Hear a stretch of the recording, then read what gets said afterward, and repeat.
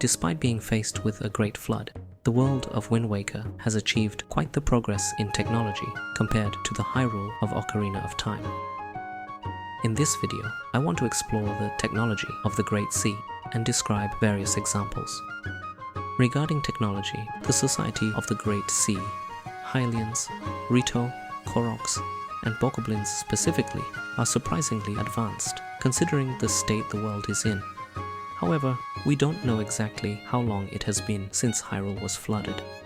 The Great Flood seems to have set free quite the technological and scientific potential. At first you would think that such a catastrophe would destroy much of the technologies and knowledge Hyrule possessed. But maybe the dangerous, violent, and simply chaotic nature of the Great Sea necessitated the world's several races to innovate in order to survive. Here are some examples of advanced technology in the Great Sea.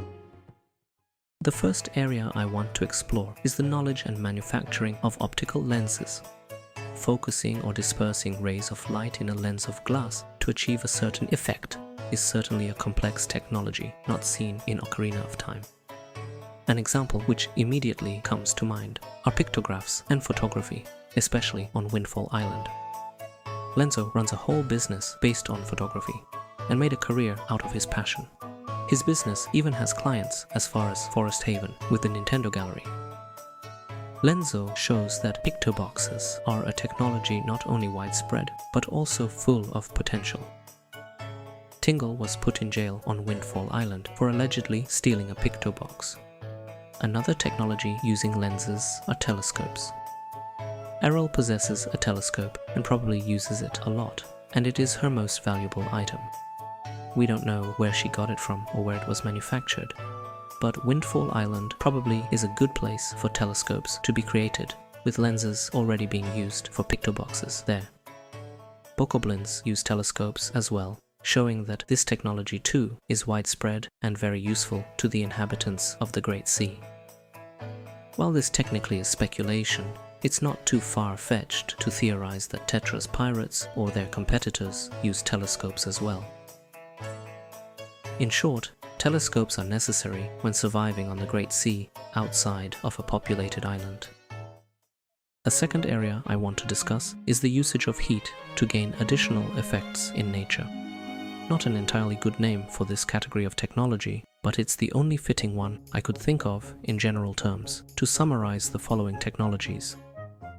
The use of gunpowder as weapons is one of the few technologies that was already present in Ocarina of Time in the form of bombs and bomb chews.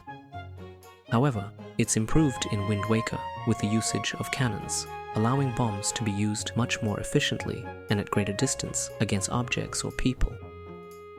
A really interesting one is steam technology.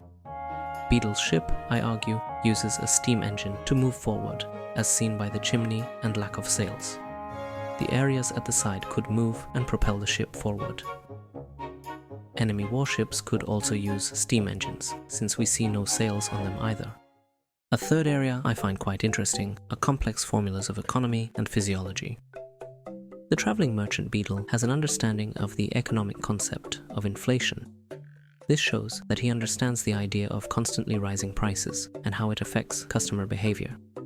While this doesn't necessarily prove that Beetle uses complex mathematical and economic formulas to calculate inflation and his prices, it at least shows his abstract economic thinking, and that inflation exists in the Great Sea. The fishman found in the waters of the Great Sea has a theory about acupuncture and its effect and application on a body. This doesn't necessarily prove that acupuncture has positive effects, but the world of Zelda is full of magic. So who knows, maybe bodily energy does indeed exist. The fishman at least seems to think so. The last area that came to my mind is building and operating complex machinery. While searchlights technically also fall under optical lenses, I think they fit in this category as well. Building a searchlight is not an easy task, and the ease with which the Bokoblins use this technology shows that they build, maintain, and use this technology regularly. Windfall Island uses a less complex technology of fire to operate a lighthouse, but the thought is the same: use light to make faraway places visible. The knowledge of transmitting information and communication over long distances, either via magic or electromagnetic waves, also is a fascinating technology. The Tingle Tuner is a prime example of that, be it via physical technology or magical properties. It still is a highly complicated process of transmitting this information. Another item which is almost definitively magic is Tetra's stone, which she uses to see things over long distances and to talk to people physically far away from her. Another complex machinery we know of uses Sonar Radar technology. Salvatore mentions it in his games, so he must know how this technology works. Therefore, this technology also exists in the Great Sea. This again shows the advancement of technology in Wind Waker. So, in summary, here's a list of all the technology I discussed in this video. The only thing in Ocarina of Time coming even close are bombs and bomb juice for gunpowder weaponry, as well as Saria's song for long-distance communication, which only two people of Kokiri culture, Saria and Link, use, I guess. On a technological level, the Great Sea is actually closer to Termina than to Hyrule. Termina possesses technology like pictograph boxes, automated clocks, telescopes, and searchlights. Anyway, I hope you enjoyed the video. Until next time.